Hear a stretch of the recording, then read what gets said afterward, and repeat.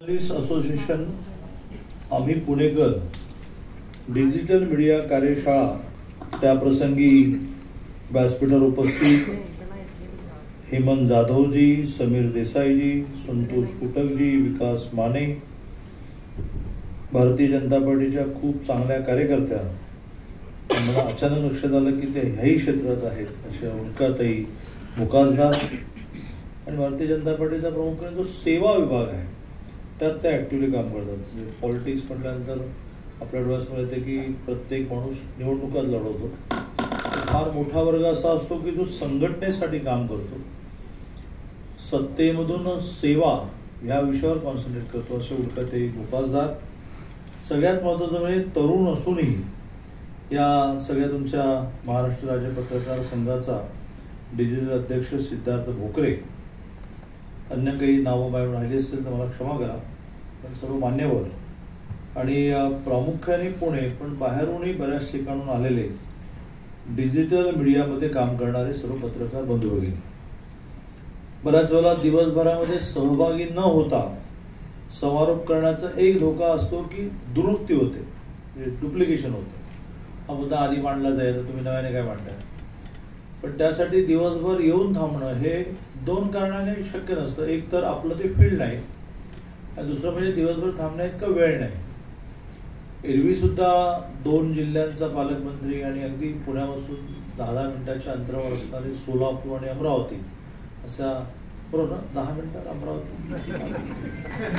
2 जिल्ह्याचा पालकमंत्री, महाराष्ट्रातल्या 6000 महाविद्यालय आणि 78 विद्यापीठ अशांचा उच्च आणि जवळजवळ 350 पॉलिटेक्निक आणि 350 इंजिनिअरिंग अशा कॉलेजचं तंत्र शिक्षण मंत्री, महाराष्ट्रामध्ये 350 सूतगिरण्या आहेत त्या सूतगिरण्यांचा टेक्स्टाईल मिनिस्टर आणि महाराष्ट्राच्या विधानसभा विधान परिषदेमधला आपल्याला कळणाऱ्या भाषेत मॉनिटर, वर्गाचा मॉनिटर असतो त्याचं मॉनिटर म्हणजे संसदीय कामकाज मंत्री, की ज्याच्यामध्ये अधिवेशन काळात सगळ्यांनी तू बस रे, आता तू बोल रे, असं प्रामुख्याने अध्यक्षाने करायचं असतं. अध्यक्षांना दिवसभराच्या कामकाजामध्ये मदत करायची असते. कुठला कायदा यावा, कुठलं विधेयक मागे घ्यावं वगैरे, अशा अनेक गोष्टींमुळे. आणि मग पुण्यामध्ये कोथरूडचा आमदार, त्यामुळे जरी इच्छा असली अशा एखाद्या कार्यक्रमात जाऊ, ऐकू, कारण ऐकणं ही फार मोठी कला आहे आणि ती दिवसेंदिवस कमी होत चालली. समोरच्याचं ऐकण्याची काही इच्छाच नसते, माझं पहिलं ऐकतो. त्यामुळे दिवसभर ऐकावं अशाला वेळही नाही आणि हे माझं क्षेत्र पण नाही. आणि त्यामुळे मी समारोपाला आलो आणि मला म्हटल्याप्रमाणे दिवसभरामध्ये इतकी सेशन झाली आहे थोडी दुरुक्ती, पुनरावृत्ती, डुप्लिकेशन होऊ शकतं, त्याबद्दल मला समजून घ्या. सगळ्यात महत्त्वाचं म्हणजे मी काय वेगळं सांगायला नको की हे खूप नव्याने आलेलं आणि अतिशय, जसं कोथरूडच्या बाबतीमध्ये म्हणतात की कोथरूड हे एशियातलं सगळ्यात फास्टेस्ट डेव्हलप, अतिशय गतीने प्रगत होणारं उपनगर आहे. पुण्याचा एक पार्ट आहे पण तो खूप फास्ट डेव्हलप झाला. तसं म्हणजे इथे असे रोज पावलाबरोबर माणसं म्हणतात काल इथे काही नव्हतं आणि एकदम 32 मधली झाली. तसं डिजिटलचं झालं की प्रिंट खूप वर्ष, म्हणजे त्याची सुरुवात कधी वगैरे तुम्हालाच माहिती असेल, परंतु स्वातंत्र्याच्या आधीपासून राजे राजवाड्यांच्या काळामध्ये प्रिंट नव्हतं. लोकांना कळण्याची व्यवस्था दवंडी होती, ती दवंडी वाजवली, लोक हो असं घडलंय, हो तसं करा, हो. पण त्या काळात मला वाटतं नाही की प्रिंट होतं. तुम्ही एकदम नारदापर्यंत नेऊन पोचवलं किंवा आमची कुळी ही नारदापर्यंत आहे, इट्स ओके. पण प्रत्यक्ष प्रिंट पेपर हा स्वातंत्र्य मिळवण्यासाठी पारतंत्र्याशी लढताना अनेकांनी वापरला. सावरकरांनी वापरला, टिळकांनी वापरला, मोठी यादी आहे. कधी प्रबोधनकार ठाकरेंनी वापरला. तो कालावधी खूप काळ चालला. मग इलेक्ट्रॉनिक आलं. इलेक्ट्रॉनिक तुमच्या डिजिटल इतकं फास्ट डेव्हलप नाही झालं, पण ते हळूहळू डेव्हलप झालं, सेटल झालं. डिजिटल मात्र आलं कधी आणि ते डेव्हलप झालं कधी, त्याचा समाज जीवनावर आणि प्रामुख्याने राजकीय जीवनावर परिणाम सुरू झाला कधी, हे कळण्याआधी ते खूप डेव्हलप झालं. असं ज्यावेळेला होतं त्याला म्हणतात ॲब्रप्ट डेव्हलपमेंट. अचानक होणारा विकास. तर अचानक होणाऱ्या ॲब्रप्ट डेव्हलपमेंटमध्ये खूप त्रुटी लागतात. म्हणजे आता प्रिंट मीडिया आहे तो हळूहळू विकसित होत गेला. संपादकीय कसं लिहिलं पाहिजे, असं लिहू नये हो, जरा वेगळ्या शब्दात तेच लिहिता आलं असेल की नाही, असं करत करत करत करत करत अगदी तळवलकरांपासूनची गडकरींपासूनची मोठी परंपरा असणारा प्रिंट. त्या मानाने इलेक्ट्रॉनिकमध्ये कुठेतरी एक तळवलकर एक गडकरी होत नाहीये, पण तरी ते हळूहळू सेटल झालं की असं नाही दाखवता येणार हो. असं तुम्ही दाखवलं तर तुमचं मीडिया चालेल कसा. पण अशा प्रकारच्या दुरुस्ती होण्यापूर्वीच तुम्ही एकदम संपूर्ण समाज जीवनावर हावी होऊन गेलेला आहात आणि लोकांना तुम्ही संत्रस्त करून ठेवलेले आहात की असं काहीतरी घडलं रे घडलं की दुसऱ्या मिनिटाला तो म्हणजे मी इथून बाहेर पडेपर्यंत डिजिटलवर तुमचं सुरू होऊ शकतं. तर त्यामध्ये दुरुस्त्या करायला वेळ मिळत नाही, कारण ते चालवायचं असतो वेगाने. आणि त्यामुळे अशा प्रकारच्या वर्कशॉपची फार आवश्यकता असते की ज्या वर्कशॉपमध्ये थोडं थांबवून आपण सिंहावलोकन करू. सिंहावलोकन हा शब्दही त्यातूनच आला की सिंह कधीही सरळ चालत नाही, मध्ये मध्ये वळू बघतो, मध्ये मध्ये वळू बघतो. तर शत्रू येणार आहे की नाही येणार आहे हे त्याला तो जंगलचा राजा आहे, पण तो झालेल्या मार्गक्रमणेचा आढावा घेतो. सब ठीक चलाय ना, म्हणजे तो जंगल का राजा उठत ठीक चलाय ना. त्यामुळे दिवसभराच्या वर्कशॉपचा हा एक फायदा असतो की सगळं नीट चाललंय ना, काही गडबड चालली आहे का, आणखीन काही आहे, नवीन नवीन काय येत आहे. म्हणजे असे वर्कशॉप खूप व्हायला पाहिजेत असं माझं मत आहे. आणि आज दिवसभरामध्ये तुम्ही अतिशय सिन्सिअरली हे अटेंड केलं, ग्रास्प केलं, ग्रहण केलं, याचा तुम्हाला तुमच्या व्यक्तिगत जीवनामध्ये उपयोग होईल. मुळामध्ये कुठल्याही प्रोफेशनचा हेतू काय हे कळल्याशिवाय त्या प्रोफेशनमध्ये मजा येत नाही. डॉक्टरांचा हेतू काय, पैसे कमवणं, दिसताना दिसतो की पैसे कमवणं. डॉक्टरांचं मूळ हेतू असला पाहिजे की मला माझ्या ज्ञानाचा उपयोग करून पेशंट नीट करता आला पाहिजे. पेशंट मिळेल डॉक्टर तुम्ही देव आहात, हो देव आहात, किंवा पैसे मिळाले. तसं होतं का व्यवहारात? नाही होत. पण तसं होतच नाही असं नाही. कोल्हापूरला माझी सगळी ट्रीटमेंट म्हणजे मी आजारीच पडत नाही, आजारी पडलो तर एका गोळीत बरे करणारे आणि दिवसाला 400 पेशंट डील करणारे, 10 रुपयेच फक्त फी घेणारे धर्माधिकारी डॉक्टर अजून जिवंत आहे. आता मुलंही डॉक्टर झाली तेव्हा प्रॅक्टिस करतो. इथले आमचे अध्यक्ष डॉक्टर बुटाला असेल 20 रुपये घेतील, 30 रुपये घेतील, पण दुसऱ्या बाजूला असे घेत हे डेड बॉडी नंतर उचलायची पेमेंट भरपायला. त्याला हेतूच नाही कळला की डॉक्टर कशासाठी झाला. तसं तुम्ही डिजिटल मीडियामध्ये आला तर तुमचा हेतू काय? पैसे कमवायचे, प्रसिद्धी मिळवायचे, धाक निर्माण करायचं आहे का, काय काय करायचं आहे याची स्पष्टता जर आली नाही तर मग आज थोडा जो डिजिटल मीडियाकडे बघण्याचा दृष्टिकोन जो झाला की हे कोणासाठी तरी काम करतं आणि ते कोणासाठी तरी काम करत असताना त्या माणसाशी निष्ठा नाही, त्या माणसाने त्यांना काहीतरी दिलंय म्हणून त्यासाठी काम करतं. असे शिक्के बसायला लागतात. ते कळलं ते वाजायला नको, ते चंद्रकांत पाटलांनीच ब्रीफ केलं दिसतं. त्यामुळे डिजिटल मीडियाची मोठी ताकद अंकुश शक्ती म्हणून आहे. कंट्रोल सोसायटी, कंट्रोल सोसायटीमध्ये सोसायटीच्या प्युरिफिकेशनसाठी आहे, आपल्यासाठीच क्वेश्चन आहे कैसा कंट्रोल करतो म्हणजे का उसको रात्री में MLA नाही ऐसा करू का, अशासाठी आहे का समाजासाठी आहे. आपल्या परंपरेमध्ये राजाचा राज्याभिषेक होतानाचा एक विधी आहे. ते झालं त्याचा इतिहास जमा झाला, पण विधी आहे की तो म्हणतो राजा सिंहासनावर बसल्यानंतर कहम दंडास्मी, म्हणजे मी आता राजा झालो, मला कोण दंड करणार, असं त्याने 3 वेळा म्हणायचं होतं. कोहम दंडास्मी, कोहम दंडास्मी, कोहम दंडास्मी. मग ऋषीने त्याच्या डोक्यावर एक दंड मारून म्हणायचं अहम दंडास्मी. अहम म्हणजे समाज, अहम दंडास्मी, ज्याला शहाणपणा नाही करायचं, उतरू का देऊन तुला, अहम दंडास्मी, अहम दंडास्मी, हा विधी होता. तुमची भूमिका अहम दंडास्मीची आहे की आम्ही तुम्हाला कंट्रोल करू, आम्ही तुला चुकीचं वागू देणार नाही, आम्ही ब्लॅकमेलिंग नाही करणार. ह्या विषयाकडे आपण एकदा विचार केला पाहिजे असं माझं मत आहे. तुमच्यातली जी चांगली यूट्यूब चॅनल चालतात किंवा डिजिटल मीडियामध्ये काम करतात ते खूपच पॉप्युलर होत चालले ना, त्यांचं मोठं फॉलोईंग, त्यांचं कोणी शिक्का मारत नाही कोणाच्या आयडियावर, तुम्ही नावं सांगत नाही, पण ती सगळी तुम्हालाही माहिती आहे. आपण त्या रांगेमध्ये जाऊन बसू का? आता शेवटचा मुद्दा, यात तुम्हाला भाषण करायला काय जात आहे, घर चालवायचं आम्हाला, काय मिळतं त्याच्यातून, किती जाहिराती मिळतात, जरा चार राजकीय नेत्यांना प्लीज केलं तर काय बिघडलं. तर यात काही गोष्टी करूया कलेक्टिव्हली. मला एक 4-5 वर्षापूर्वी तुमचा डिजिटल मीडिया हा शब्द एस्टॅब्लिश होत असताना राजा माने भेटले, जे लोकमतचे संपादक होते, म्हणजे फ्री प्रेस जर्नलचे संपादक, म्हणजे खूप परम मित्र. बार्शीत ते राहतात, तिथपासून माझं जाणं येणं. ते मला अचानक पुण्याच्या रस्त्यावर भेटले. मी गाडी थांबवली, राजा माने चालले होते चालत. म्हटलं राजाभाऊ तुम्ही इथे कुठे? तर म्हणाला अरे कमाल आहे, लोकमत मी सोडलं, पुढारी ट्राय केला पण काही जमलं नाही. पण आता मी ठरवलं की आपण डिजिटल मीडियामध्ये काम करायचं. डिजिटल मीडियावाल्यांची एक युनियन बांधायची. आता माझ्याकडे 5,000 लोक कनेक्ट झालेले आहेत. म्हटलं गुड, व्हेरी गुड, हे असेल तर मला सांगा. आणि मग 8 दिवसांनी त्यांचा मला फोन आला की आम्ही महाबळेश्वरला डिजिटल मीडियामध्ये काम करणाऱ्या 5,000 लोकांपैकी 2,000 लोक येतील, अधिवेशन करणार आहोत, तू आलं पाहिजे. म्हणजे मी येतो. शंभूराज देसाई म्हणून मंत्री आहेत ते आणि आम्ही दोघे गेलो. 700-800 लोक होते, दिवसभराचं अधिवेशन होतं. मी खूप समजून घेतलं हे काय आहे वगैरे वगैरे. मग गेल्या वर्षीचं अधिवेशन कोल्हापूरच्या हायवेला काळसे देश माझ्या म्हटलं तर 2200 जण होते. मग समजून घेतल्यामुळे मी असं मांडलं की बाबा रे तुम्हाला तुमचेच पैसे जनरेट करते, तुम्ही कोणाचे नोकर नाही आहेत ना, तुमचंच मालकीचं ते यूट्यूब चॅनल आहे, तुम्हाला जाहिराती मिळणार, तुम्हाला काही प्रमाणात रॉयल्टी मिळणार, त्याच्यावर तुम्ही जगणार.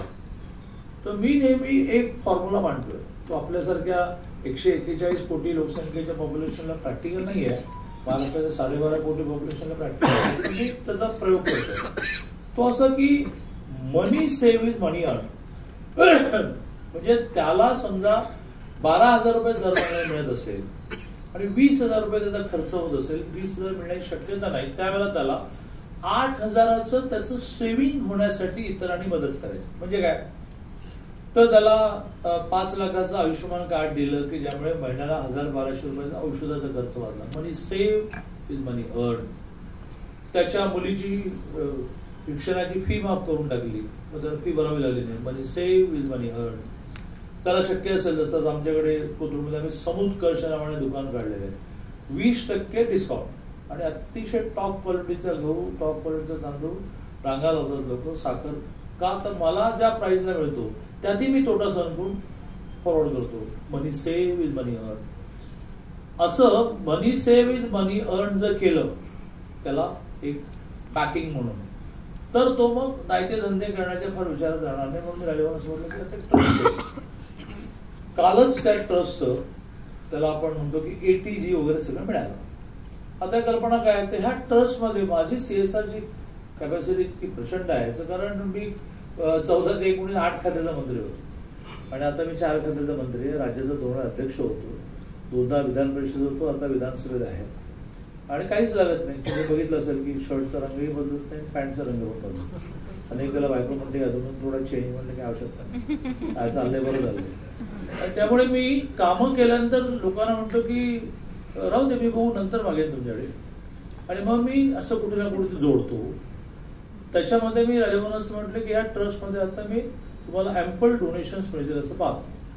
त्यातून तुम्ही काय करायचं, 2 गोष्टी करायच्या. आपल्या क्षेत्रातल्या सगळ्या पत्रकारांचं, डिजिटल मीडियामधल्या मुलींचं शिक्षण आणि आरोग्यासाठी मदत, की तुम्ही ॲम्पल म्हणजे स्काय इज द लिमिट. तुम्हाला मी बॅलन्स देणार नाही. तुम्ही मला सांगायचं की 10 ॲप्लिकेशन्स आलेत आणि साधारणतः मला 3 लाख रुपये लागतील, मग मी तुम्हाला 3.25 लाख रुपये देणार आणि तुम्ही सगळ्यांना बरोबर चेक देऊन टाकायचं. असं आता काल त्याचं रजिस्ट्रेशन झाल्यामुळे मला असं वाटतं की या प्रकारचे काही मार्ग अवलंबून आपण आपली रिक्वायरमेंट जर थोडी पूर्ण करू शकलो आणि ह्या प्रोफेशनला प्रामाणिकपणे न्याय देऊ शकलो तर त्याची आवश्यकता आहे. प्लस गव्हर्नमेंटने खूप गोष्टी केल्या पाहिजेत, खूप गोष्टी प्रिंटसाठी केलेल्या आहेत, त्या डिजिटलला कशा येतील असं बघितलं पाहिजे. त्यामुळे आत्ता मला प्रेझेंटेशनच्या शेवटच्या पार्टमध्ये जे लक्षात आलं की उत्तर प्रदेश गव्हर्नमेंटने एक डिजिटल पॉलिसी केली आहे. मला जे डॉक्युमेंट आहे मी सगळं वाचतो. माझ्याकडे हे खातं येत नाही, प्रामुख्याने देवेंजीकडे हे खातं येईल. देवेंजी हे काय नाही आहेत, ते खूप चांगले लॉयर आहेत, ते खूप चांगले पत्रकार आहेत. कारण प्रत्येक विषयाचं गास्पिंग त्यांचं भयंकर आहे. जे मराठा आरक्षणाचा कायदा करताना मी पाहिलं, एक हाती त्यांनी 3-3 वेळा वाचला, फुलस्टॉप कुठे चुकलाय, मामा कुठे चुकलाय, याचा अर्थ काय चुकीचा देऊ शकतो सगळं माहिती आहे. तर त्यांच्याशी मी बोलतो आणि ही पॉलिसी महाराष्ट्रात कशी आणता येईल असं बघू. पण त्यासाठी येत्या ऑक्टोबरमध्ये सरकार यावं लागेल. ते आणायला तुम्ही मदत करा असं म्हणणारा पॉलिटिशियन मी नाही. पण तुम्हाला जे करायचं ते करा. कारण मी याला कन्व्हिन्स आहे की 800 कोटीचं जर पॉप्युलेशन जगात असेल, त्यातल्या 142 कोटी आपल्याकडे, त्यातल्या प्रत्येकाच्या प्रत्येक क्षणाचं ठरलेलं आहे. मी आत्ता इथे का आलो तर ठरलो, मग 1 तास आधी काय आलो ठरलं नव्हतं, 1 तासानंतर तुमच्याबरोबर का नाही ठरलेलं नाही येते. हे तुम्ही रात्री झोपताना शांतपणे विचार केला तर यू विल एन्जॉय. आणि मग तुम्ही बिंदास जगा. काही मी पत्रकार, मी मुख्यमंत्री, मी मंत्री वगैरे काही नाही. बघा असं ठरलं नसतं 19ला गव्हर्नमेंट कसं काय केलं असतं. मी राज्याचा अध्यक्ष होतो, 8 खात्याचा मंत्री होतो, डोळ्यात एकच गेलो. 161 मेजॉरिटी, 29 अपक्ष, 180 असताना सरकार गेलं कारण ते जायचं होतं. मग 2 वर्षांनी कसं आलं, 40च्या फरकाने कधी सरकार बदलत आहेत. मध्य प्रदेशमध्ये बीजेपीचं गव्हर्नमेंट गेलं तर 2 कमी होतं, 2 वर्ष लागली, 2 मिळवायला आलं. कर्नाटकमध्ये सरकार गेलं 3चा फरक होता, 2 वर्ष गेली आलं. तिथे 40चा फरक होता. असं कसं काय कोणी 40 कधी बाहेर पडतं, पडलंय बाहेर, ठरलं होतं. मी तुम्हाला काय अपील करायला आलो नाही की पुन्हा सरकार येईल तर येण्यासाठी तुम्ही मदत करा. मी असं म्हणतोय की आता 10-20 दिवसावर काय माहित नाही, आता कोणतरी ते छापेल की त्याने आचारसंहिता येत का. तर 10-20 दिवसावर आचारसंहिता आली आणि आचारसंहिता लागली की आम्हाला आमची गाडी पण वापरता येईल, डिजिटल पॉलिसी कुठून करू. त्यामुळे आपल्याला नवीन सरकार जे येईल ते आमचं येईल असं आम्हाला कॉन्फिडन्स आहे. पण ते येईल त्यावेळेला आपण टॉप प्रायोरिटीने आपण हे करू. शेवटचा मुद्दा जो आहे तो थोडासा आम्हा सगळ्यांचा पर्सनल आहे. तुम्ही आम्हाला मगाशी म्हटल्यामुळे दंडशक्ती म्हणून खूप ठोका, बिलकुल काळजी करू नका. कारण आईने प्रेम करायचं असतं, तो तुमचा रोल नाही. बापाने मारायचं असतं, दहशत निर्माण करायची असते, ठिकाणा आणायचं असतं. तर तुम्ही आई नाही, तुम्ही बाप आहात, तुम्ही ठोका आम्हाला. पण ठोकताना आपण अन्याय करत नाही तेवढं बघा. एक उदाहरण देतो. मी परवाच्या लोकसभा निवडणुकीमध्ये जेव्हा बारामतीला गेलो त्यावेळेला पत्रकाराने म्हणजे तुम्ही सगळ्यांनी प्रश्न विचारला. तुम्हाला प्रश्न काय विचारला की तुमचा जो परंपरागत वोटर आहे तो घड्याळाचं बटन दाबेल. म्हटलं हो दाबेल, कारण त्याला माहिती आहे की हे बटन दाबलं तर शरद पवार हरणार आहे. प्लेन होतं. तुम्ही त्याचा इतका भाऊ केला की मी बारामतीत जाऊन शरद पवारांना हरवण्याची भाषा केली तर केली ना. दिस माय अजेंडा बाबा. त्या अजेंडावर पश्चिम महाराष्ट्रात मी काम उभं केलं. आमच्या पश्चिम महाराष्ट्रात शरद पवार बोलायला कोण तयार नव्हतं. पण मी रोज उठून त्यांना अंगावर घेतलं. त्यावेळेला अजित पवार त्यांच्याबरोबर होते आणि त्यामुळे रांगेने पश्चिम महाराष्ट्रामध्ये बीजेपी उभी केली ना आम्ही. आताही एवढ्या पडझडीच्या काळामध्ये पश्चिम महाराष्ट्रात त्यांचे 6 आहेत, आमचे 4 आहेत. आणि पश्चिम महाराष्ट्रात झालेल्या मतदानामध्ये 2 लाख मतांनी आम्ही जास्त होतो. त्याच्यावर मी नेहमीच त्यांच्या अंगावर गेलो, नाही चालणार तसं मी गेलो.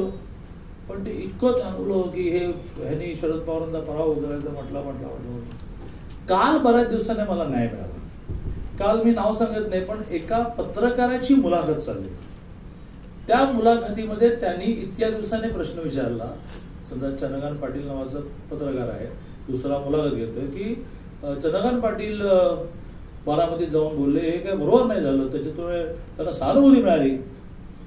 पत्रकाराने माझं समर्थन असं केलं जे आता मी म्हणलं की तो शरद पवारांची मी पूजा करणार आहे असं म्हणणार. तो असंच म्हणणार ना किंवा शरद पवारांना हरवायचं असेल तर बटन इथून तुम्ही घड्याळाचं बटन दाबलं की तिथून कमळावर चिन्ह उमटणार आहे असंच म्हणणार ना मी. ते पत्रकाराने म्हटलं जे त्यावेळेला म्हणायची आवश्यकता होती. एवढाच न्याय देता आला तर मी काही घाबरत नाही, काय करत एवढाच न्याय देता आला तर द्या. किती कॉन्ट्रोवर्सी माझ्याबद्दल क्रिएट केली जाते. आता एखादं उदाहरण मी संपवतो.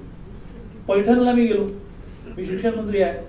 तिथे आपण एक संतपीठ दिलेलं आहे, डॉक्टर बाबासाहेब आंबेडकर मराठवाडा विद्यापीठाच्या अंतर्गत आहे. त्यांना आम्ही 31 कोटी दिले म्हणून माझा सत्कार. आता आपल्या समाजाला सवय काय लागली की ते 31 कोटी दिले पाहिजे होतं, नवीन आपण काहीतरी मागत असतो. मी कधी गमतीने गावागावात मी गेलो की म्हणतो की तुम्ही आता होते आमच्या गावात एक एअरपोर्ट करा असं मागणार असं दिसते मला. तसं ते म्हणाले की आम्हाला अजूनही 42 कोटी लागतात. आता भाषणात मी काय म्हणालो, भाषणात मी असं म्हणालो की बा डॉक्टर बाबासाहेब आंबेडकरांनी, म्हणजे मी त्यांचं कौतुक केलं, डॉक्टर बाबासाहेब आंबेडकरांनी, कर्मवीर भाऊराव पाटलांनी भीक, तर फक्त वर्गणी मागायला पाहिजे होतं पण त्या वर्गणी शब्द नव्हता, भीक मागून संस्था उभ्या केल्या. पण तुम्ही उठसूट सरकारकडे मागता, जरा जा लोकांकडे मागा. मी पैठणमधून बाहेर पडेपर्यंत तुम्ही सगळ्या डिजिटल मीडियावरून सुरू केलं की मी त्यांना भिकारड्या काय काय म्हटलं, अरे मी नाही म्हटलं असं, मी असं म्हटलं, कौतुक केलं की त्यांनी. पण मग दलित संघटना रस्त्यावर आल्या आणि इतकं प्लॅन्ड असतं की माझ जसे काही आता आंदोलन करणारी बॅगा घेऊन बसलेलेच असतात. तुम्ही लगेच दिलं की लगेच पैठण गाव गाव आंदोलन सुरू झाले आणि त्याच्यातून म्हणजे शाही काय फेकली, काय काय काय काय काय काय झालं. आता पुढे जाऊन एक पत्रकार पुन्हा माझ्या मागे कसं उभं राहिला, राज ठाकरेंचा मला फोन आला. राजसाहेब माझे परममित्र आहेत, तोचे माझे परममित्र, त्याच्यावर खूप तुम्ही टी व्हीवर चालवता, मी त्यांना चॉकलेट दिलं वगैरे. चॉकलेट द्यायचा किस्सा जाऊन मी संपवतो, नाही तर या गमती जमती कधी संपत नाही. राजसाहेबांचा मला असंच मी एका कार्यक्रमाच्या व्यासपीठावर भाषण करत होतो, ते त्यांच्या स्टाईलने माझ्या पीवर ओरडले, हे त्याला सांगा आजचा फोन आहे दे. मग मी भाषण टाकून फोन घेतला, म्हटलं असं काय. ते म्हणाले की मी तुला प्रबोधनकार ठाकरेंचं एक पुस्तक पाठवतोय, त्या पुस्तकामधले काही पॅराग्राफ मी अंडरलाईन करून पाठवतोय, ते घेऊन तू उद्धव ठाकरेंचे सगळ्यांना भेट. मग मी लगेचच त्यांनी पाठवलेलं पुस्तक त्यांनी अंडरलाईन केलं, पाहिलं. काय होते पॅराग्राफमध्ये असं होतं की प्रबोधनकार ठाकरे हे कर्मवीर भाऊराव पाटलांना खूप मदत करायचे. कारण कर्मवीर भाऊराव पाटलाचे गावोगाव भटकायचे, धान्य गोळा करायचे, वसतिगृह चालवायचे, मुलींचं शिक्षण करायचे. तर एकदा कर्मवीर भाऊराव पाटलांना घेऊन प्रबोधनकार ठाकरे, तर मी बोलत नाहीये पुन्हा एकदा, ते प्रबोधनकार ठाकरे पुस्तकात आहे, ते आठवणी लिहित आहेत.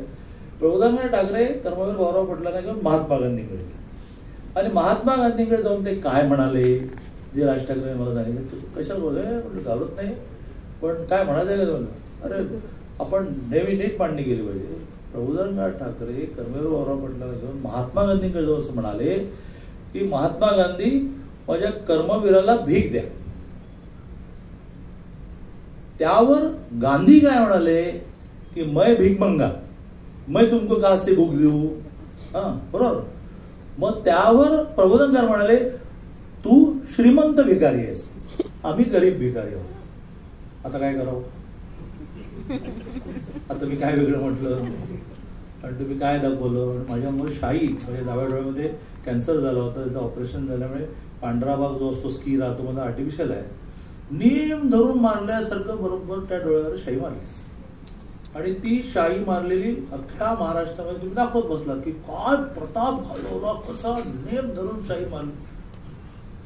तर तुम्ही पत्रकार आहात, मी बोललो काय, अर्थ काय निघतो, प्रबोधनकार काय म्हणाले, कर्मवीर काय म्हणाले, महात्मा, तुमचा काही अभ्यास नसल्यामुळे तुम्ही मला ठोक ठोक ठोकून घेतलं.